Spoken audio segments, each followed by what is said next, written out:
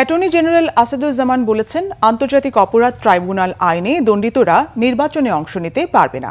বিভাগীয় পর্যায়ে high court bench প্রতিষ্ঠার বিষয়ে ঐকমত্য কমিশনের ঐকমত উচ্চ আদালতের রায়ের পরিপন্থী বলেও মন্তব্য করেন অ্যাটর্নি জেনারেল। তবে এটি নিয়ে আলোচনার মাধ্যমে যৌক্তিক পরিণতিতে পৌঁছানো সম্ভব বলে মনে করেন তিনি। আহমেদ সরারের রিপোর্ট। জুলাই আন্দোলনের চেতনা বাস্তবায়নে করণীয় নিয়ে শনিবার ছায়া সংসদ বিতর্কের আয়োজন করে ডিবেট ফর ডেমোক্রেসি। জুলাইয়ের চেতনা বাস্তবায়নে সরকার অপেক্ষা নাগরিক সমাজের ভূমিকা বেশি, এই শিরোনামের পক্ষে শেরেবাংলা কৃষি বিশ্ববিদ্যালয় এবং বিপক্ষে ড্যাফোডিল ইন্টারন্যাশনাল ইউনিভার্সিটির বিতার্কিকরা অংশ নেয়। বাংলাদেশে যাতে আর ভবিষ্যতে কোনোদিন কোনো ফ্যাসিস্টের কোনো জন্মগ্রহণ করা না হয়। ছায়া সংসদ বিতর্কের প্রধান অতিথি attorney general advocate M Asaduzzaman বলেন, জুলাইয়ের চেতনা হচ্ছে বাংলাদেশে সুশাসন প্রতিষ্ঠা করা। আন্তর্জাতিক অপরাধ ট্রাইব্যুনালের দণ্ডিতরা আগামী নির্বাচনে অংশগ্রহণ করতে পারবে কি না? উত্তর, পারবে না। পতিত ফ্যাসিস্ট মাথাচাড়া দেওয়ার শঙ্কা আছে কি না? আমি মনে করি না সেই শঙ্কা আছে। ফ্যাসিস্টদের বাংলাদেশের মাটিতে ফিরে আসার যে কোনো অপতৎপরতা বাংলাদেশের নাগরিকগণ এখনও মোকাবেলা করার ক্ষমতা এবং শক্তি রাখে বলে আমি বিশ্বাস করি।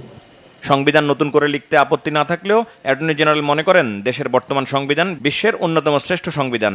তবে জনবিরোধী সংশোধনীগুলো বাদ দেওয়া উচিত।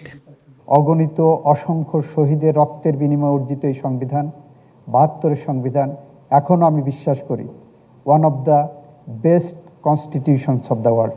হাইকোর্ট বেঞ্চ ঢাকার বাইরে নিতে ঐকমত্য কমিশন মোটামুটি সিদ্ধান্ত নিয়েছে, কিন্তু ৮ম সংশোধনী বাতিলের মাধ্যমে উচ্চ আদালত আগেই এর বিরুদ্ধে রায় দিয়েছে।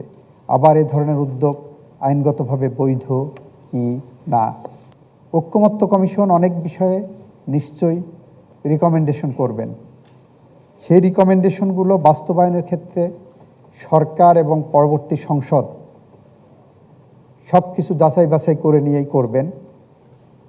এটা আপাত দৃষ্টিতে মনে হচ্ছে ৮ম সংশোধনীর রায়ের পরিপন্থী, কিন্তু এটাকে সুনির্দিষ্টভাবে যাচাই বাছাই করলে আকাশের যত তারা, আইনের তত ধারা, সেইগুলোতে ফেলে নিশ্চয় একটা জায়গায় যৌক্তিক পরিণতিতে আমরা পৌঁছতে পারবো। বিতর্কে ড্যাফোডিল ইন্টারন্যাশনাল ইউনিভার্সিটিকে হারিয়ে শেরেবাংলা কৃষি বিশ্ববিদ্যালয়ে জয়ী হয়। আহমেদ সরওয়ার, বাংলা ভিশন, ঢাকা।